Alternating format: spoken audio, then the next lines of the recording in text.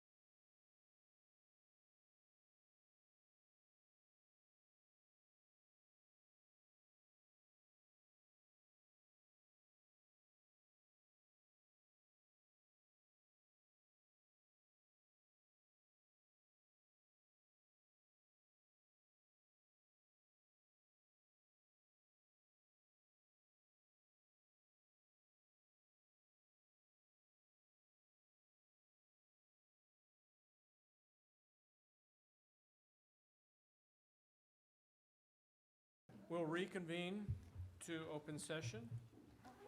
No action was taken in closed session.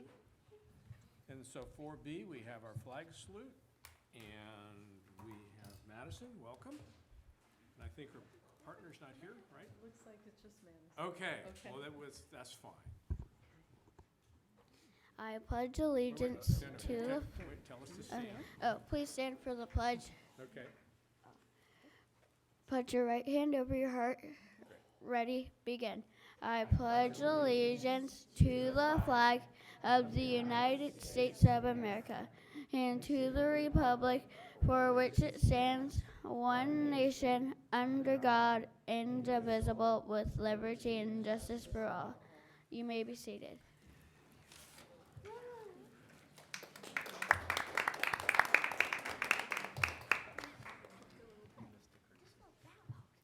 Madison, I have a pen for you. Since you did such a great job. You're welcome. And you bring with you tonight your mom and dad. Yeah. So, Johnny, Thank you. thank you, you did a great job. Thank you for having us. Are we gonna go right now?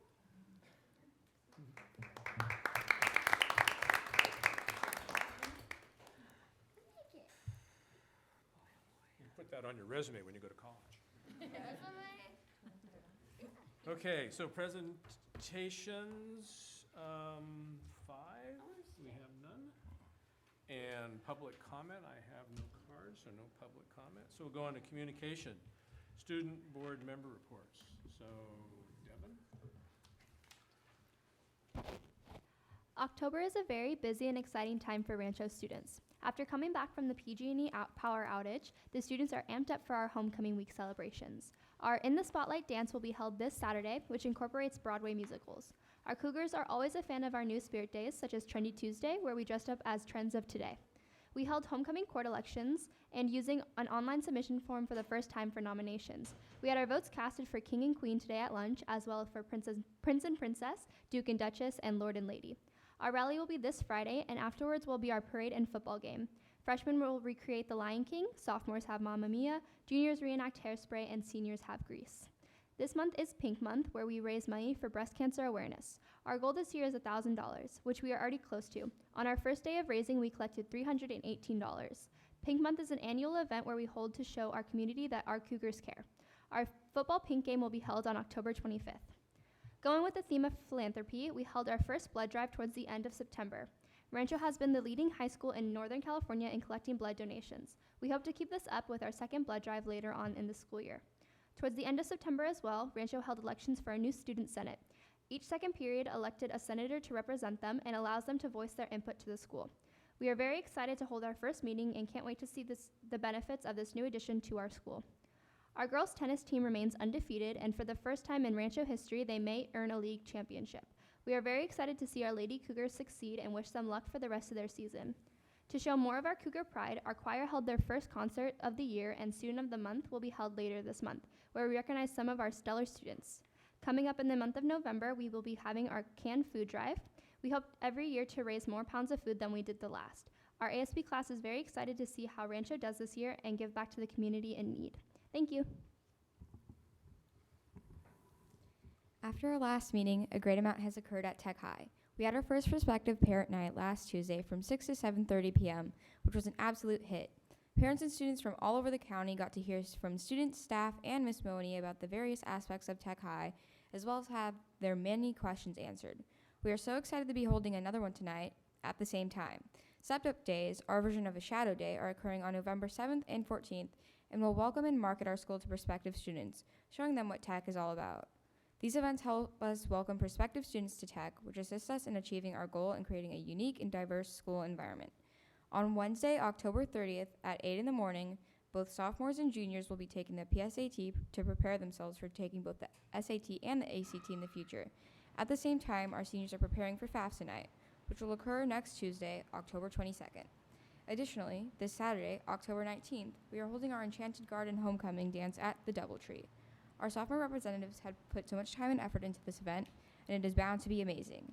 This week is also our Homecoming Spirit Week, which is called Salad Week, taken from ASB's experience at CATA this summer and inspired by various salad dressings. Today was Ranch Day, where students dressed up as their best cowgirl or cowboy gear. Tomorrow's House, our pajama day. Wednesday is Thousand Island, our island tourist day.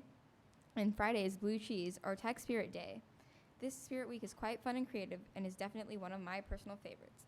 This all leads up to our homecoming rally this Friday, which will be salad themed and will include a variety of amusing games and activities. Because we do not have a homecoming game this year, ASB has put together a dodgeball tournament that will occur this Thursday, October 17th, at the Tech Middle Tennis Courts, starting at 4:30, where students can create teams and compete against one another in a fun and safe environment. There, ASB will be selling snacks such as grilled cheese sandwiches and Capri Suns. This event went quite well when we had it last year and was incredibly exciting to watch. I cannot wait to see how wonderful it is this year. Also, on that same day, at 6 p.m., the freshmen will be showcasing their hard work and creativity at Rube Goldberg Night. It is always so fun to see all of their innovation. If you have not yet had the chance to visit our new campus, feel free to stop by and watch our rally, look at the wonderful contraptions at Rube Goldberg Night, and check out any other of the remarkable events that ASB will be putting on. We would love to have you there. Thank you. Thank you. So we have 7B, Roanoke Park Cotati Educators Association report. Welcome.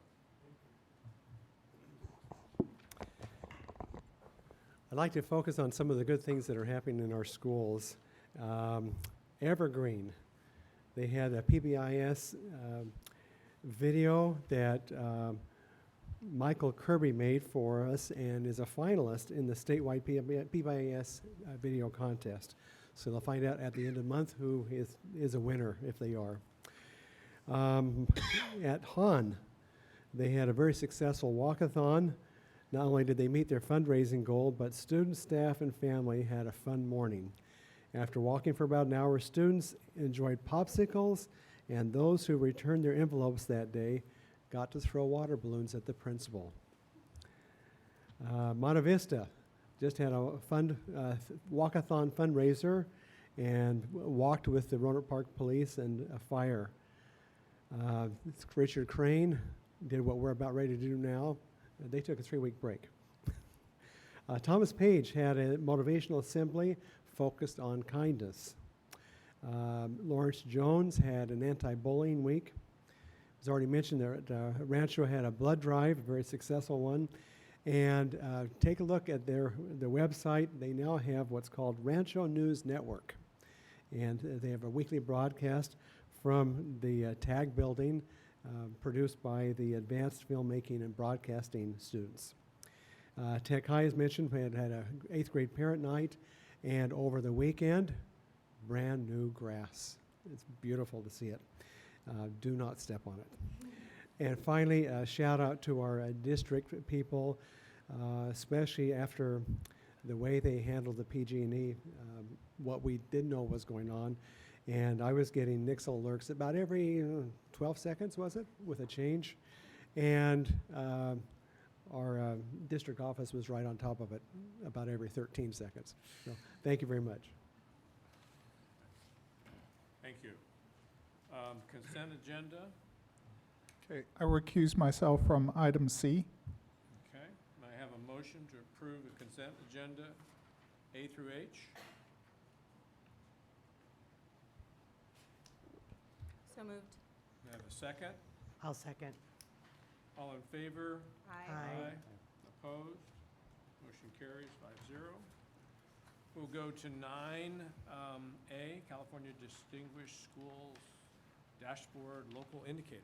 Julie. I like the distinguished schools part. No, yes, I would Did love. I say that? Yeah, that's I okay. added I that. like it. No, it I sounds added great. that. Keep it in there. Definitely, we're distinguished. Absolutely. I'd like to talk a little bit about our California accountability system. And one of the things that we have to do is we report on a variety of state and local measures. These state and local measures help to inform the LCAP planning process. And one of the conditions to complete the process is to report the results of our local indicators at one of our board meetings. So here we are. We have 2 different types of measures to be reported, state indicators and local indicators.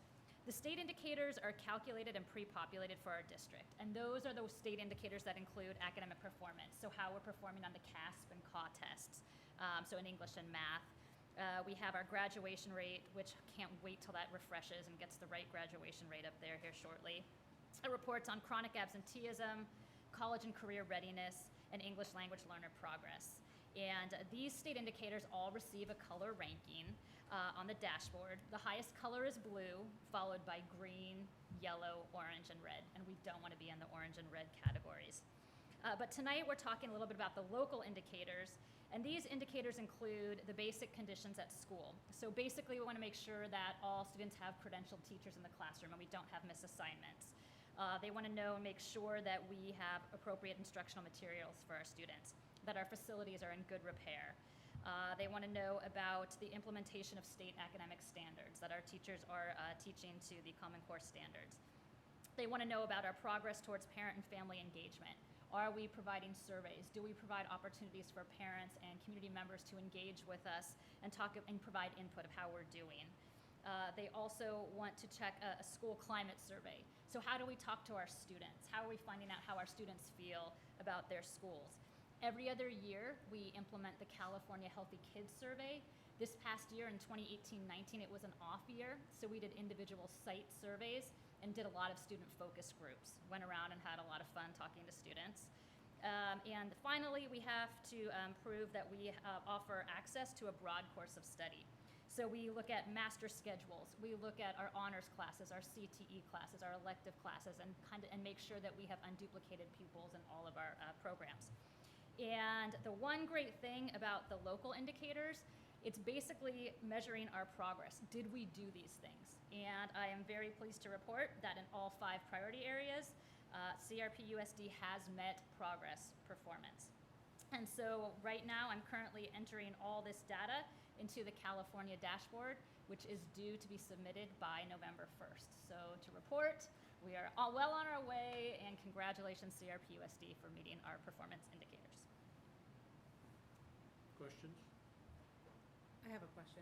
Just in regards to the dashboard, have they created anything yet so where you can see all 3rd grade, not just in our I'm district, sorry, but Jennifer, I can't hear you. I'm asking if on the dashboard they've created any kind of format where we can compare our 3rd grade level with Santa Rosa's 3rd grade level, or 11th grade level, or anything like that yet. Not yet, but there is another website that we're playing around with that it's not quite ready yet, so we were playing around with that. You can see ours, and then when you go to click onto another site, it wasn't generating, but it says it's there, so I'm hoping the capabilities are coming very quickly. So I will get you guys that information, most likely the next board meeting where I can kind of present scores and then all that fun stuff to come. So, yeah. Okay, thank you. Sure. And the question on the dashboard, at some point we're going to talk about our results and our goals for that. I know it's not an agenda item there, but The scores were just released last week, and so we're in the process of analyzing those and looking at how we did overall, but then how our various subgroups did. And so that information was just released last Thursday.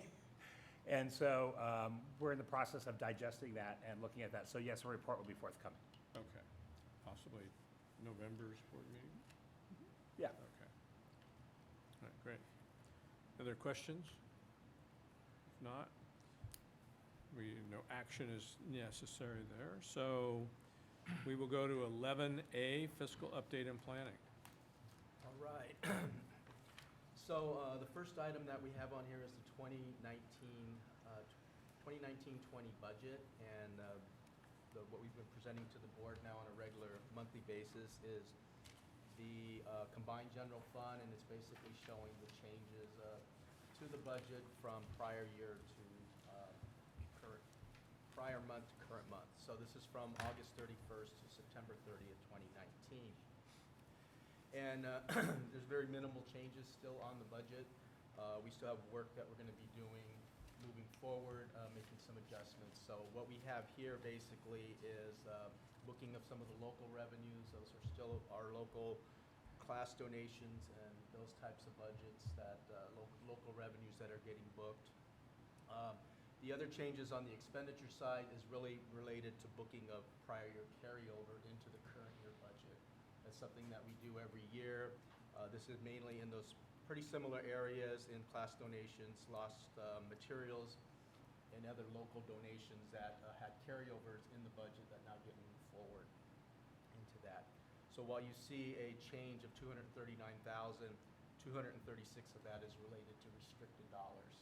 So it's not going to affect our overall reserve for economic uncertainties.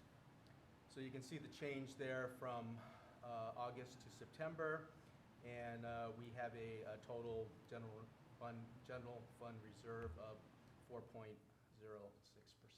Very little change from prior month, excuse me. The next item that I have is on the facilities update, and there are some minimal changes on that. Let me get my notes here. So Technology High School, the last concrete was poured today. Most of the trees have been planted and sod has been installed. Also, the fields have been hydro-seeded, and the rest of the landscaping should be completed in the next month. Wright Contracting continues to work on the locker rooms. Framing and sheathing is complete, and by the end of the week, the building will be watertight. Sprinkler installation will begin next week, and everything is on schedule at this time for the Tech High project. Lawrence Jones Middle School Performing Arts Building, Alton Construction and staff are working on closing out the project. So the final punch list of normal for this type of project. And the TAG building, DSA has certified the project. So the next step is getting the final costs from Wright Contractors and the memorandum of commencement. And then 90 days after that, we'll start making the lease payments. So pretty much on the end of that, but that's kind of the update on facilities. Can I just make a comment on the facilities? Sure. In regards to Tech High School and LJ for the music room, I would like to see us have a ribbon cutting and invite the community to come and participate so they can see where their money has been spent. Great. Thank you. Thank you. The next section would be on the enrollment report. And so we've included this enrollment as of September 30th, 2019, and as well as a comparison for the August one that you can see. This is requested by the board. So we have both months there.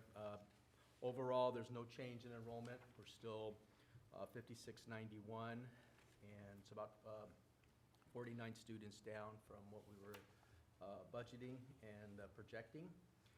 We also included, I think for informational purposes, we included a chart in there for the enrollment history going back to 2008 and 9.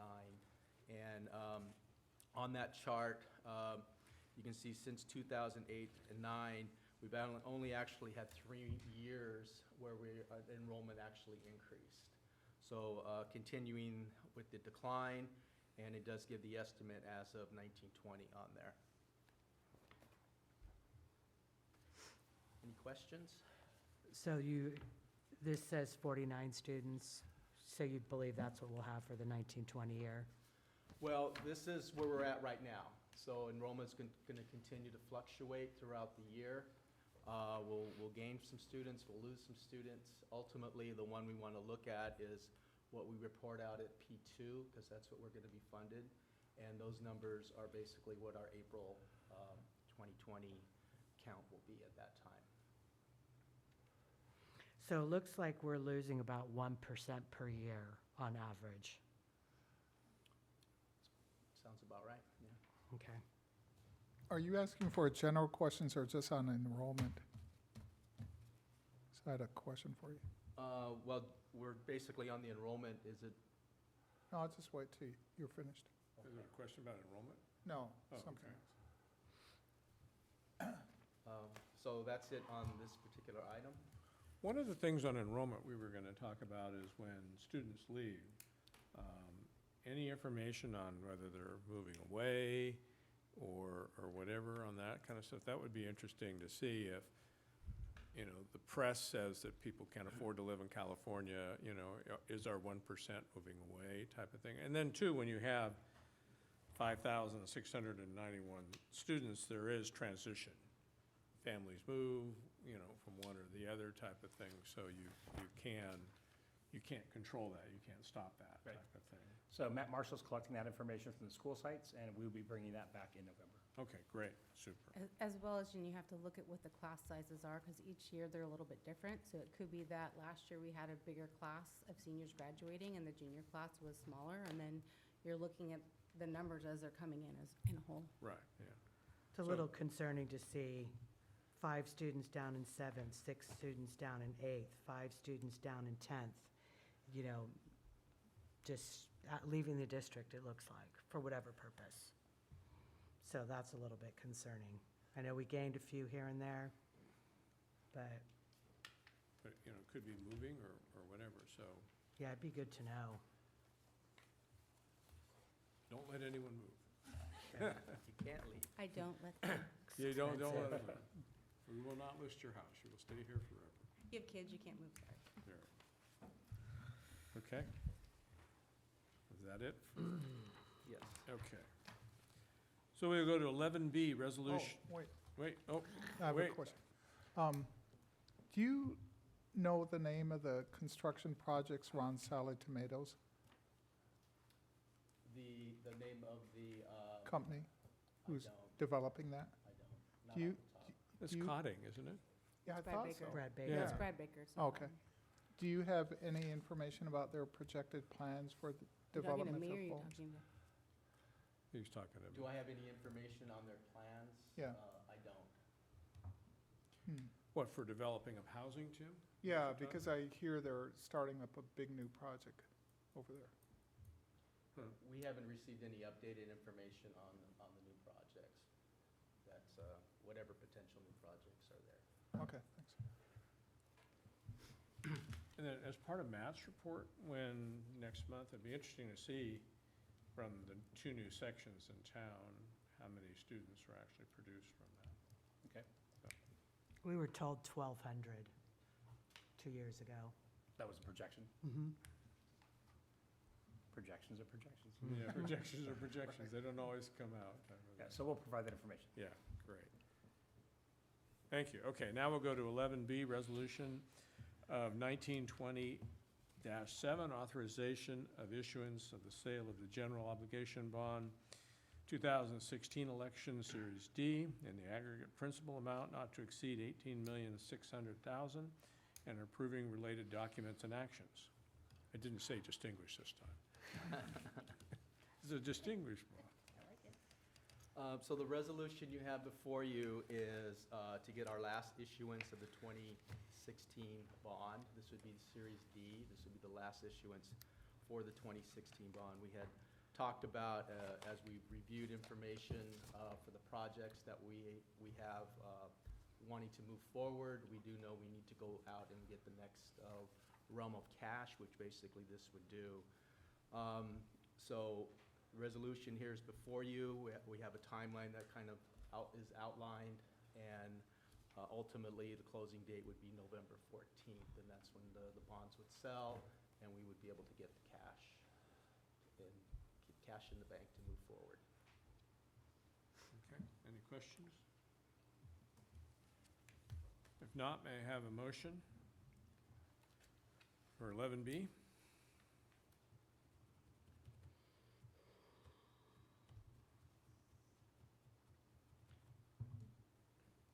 We need a motion in a second to make this work. I move that we approve Resolution 1920-7, authorizing the issuance of sale of general obligation bonds 2016 election Series D in the aggregate principal amount not to exceed $18,600,000 and approving related documents and actions. And I can say one word, second. One more second. Any questions? If not, not all in favor, we will do a roll call. Trustee Brown? Yes. Trustee Trina? Yes. Trustee Gillies? Yes.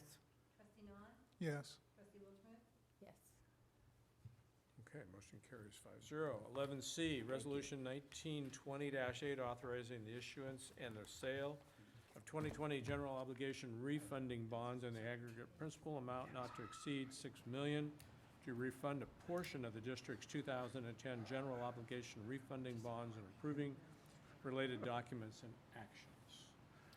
Okay, so this one somewhat piggybacks on the other one as far as the timing of it. So right now, bond interest rates are historically low. And so it's a good time to go back out and basically refund or, I'm going to use the word refinance, but basically taking the existing bonds that are out there and reissuing them at a lower rate. Ultimately, what it means is it'll save the taxpayers' dollars. So it's a good time to do that. This will also help us as far as the cost of issuance, because we're able to piggyback this with the other one, and it'll save us some money on that aspect too. And Robert, it saves taxpayers 200,000? There's some rough estimates right now. It's a little bit more than that, but ultimately we won't know till the bonds sell what the actual savings would be. Okay. So you already sold these bonds? Is that correct? Right? And now you're going to resell them? Refinance. Are you how does Well, that it's work? called a refunding. That's why I kind of stayed away from the term a little bit. Mhm. We have Randy Merritt from ISOM Advisors here. Randy, would you mind explaining that a little bit to the board members? Sure. So it's very similar to a home mortgage where you refinance. So the new funding source for the new bonds is we sell bonds into the current market at today's interest rates. We take the money from those bonds and we use that money to pay off the old one. Once we do that, the old one goes away and you're left with the new one.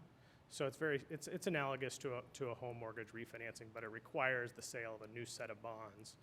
But from a legal standpoint and from an accounting standpoint, once we sell those bonds are removed from your books and are no longer a liability of the district. So do we have to start the clock over on when they'll be paid off? How old are these No, bonds? that's a good question. So state law prohibits extending the term when you do a refunding transaction. And so these bonds go out to 2025 is the final maturity, and we'll keep the same maturity schedule out to 2025. Okay. And then question, if I'm a bondholder of those existing bonds and they're sold, they're cashed in, and I no longer own those bonds, correct? That's right. And So then- when those investors bought the bonds in 2010, Right. they knew that there was a provision in there that would allow the school district to exercise an option to refinance those and take them away from them. And so Right. that date is in 2020. Right. And so that's what we're working towards. Are those considered tax-free bonds for investors? Or is that Those- the category? Those are tax-free bonds, Okay. yes. If there's anything that's tax-free. Any other questions? If not, may I have a motion for 11C, please?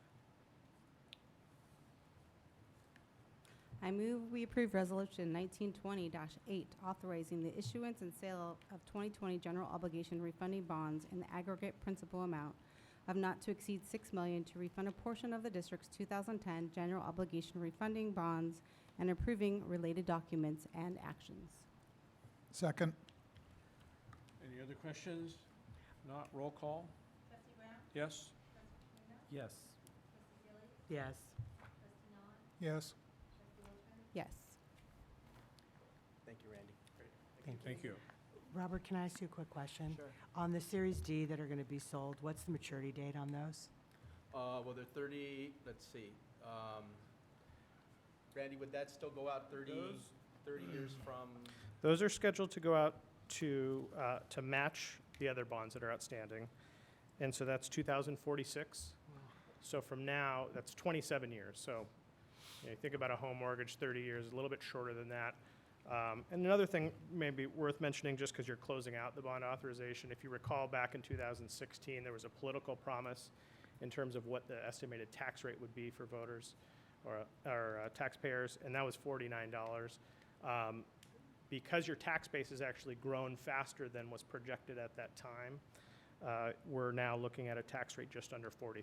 So you've met that political promise. Thank you. Thank you. Thank you for that. Thank you. Okay, so 12A, board member reports and future agenda items. We'll start with Jennifer. I have nothing on, I've been nowhere, because I'm kind of sad, actually. I feel like we're not doing much. I've been to no schools, I've been invited to nothing, and I think we need to get going. I feel like we're just spinning our wheels doing nothing. There was email that the superintendent put out his, For next week, yeah. right, to attend things. Mhm. Okay, It's been here for 2 months, so I want to get going. okay. Tim? Mm-hmm. Right. Just to piggyback on your comment, I'll be going to 4 of the 10 site visits that we were invited to by the superintendent. And I'll be going to the ranch, Tech High, John Reed, and Lawrence Jones for lunch. And then Joe and I went to the session 1 and 2 of the MIGS, the Masters in Governance course up at SCO, and it was great. I mean, I was sort of overwhelmed, and Joe's so cool. I mean, he's just like breezing through all the stuff, but it's amazing how much there is to learn. And one thing I realized about being a trustee, it's sort of like a continuing education. You constantly have to be updating your skill set and knowledge base, and the instructors and workshop leaders were really, really great. And so I'll miss the next one on November 2nd, the third one on finance, which is pretty good because I'm so bad at math. But because I'll be doing the guide dog training for 2 weeks down in San Rafael. But then I'll pick up session 4 and 5, and I'll make up session 5 in February over in Oakland, and CSBA was nice enough not to charge me for that. They just transferred my registration. Super. I'll go, the Costa Group contacted me a couple days ago, and I have to get back to them. They want to start our search program again, so I will make contact with them and then let the board members know the process. And Joe and I were on that committee, so I'll contact Joe first, and then we'll give that information out to the board members, so that. Okay. And then, I mean, we had talked, you've only been here for what, a month and a half now? Or Almost 2. Almost 2 months, okay. And we had talked about you were going to come back to us after your initial review and make some recommendations. So would that be at the November meeting? And we talked about a goals meeting too. So November or December. Okay. I mean, I think I'm just looking at the things that we're going to bring back in November. Okay, So I'm thinking perhaps in December, but maybe we could do a preview in November. okay. All right, and then we're having a board workshop too, so, Yeah. okay. Thank you.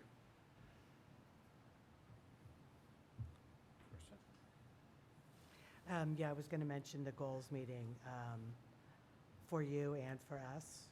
And then also, we're looking at, you had mentioned the bylaws were not up to date. We're going to be in the process of updating our board policies. Okay, because I know some of them are pretty old and outdated. And we're going to be going through a process to update those. Okay, and then I'm also going to try to attend several of your meetings.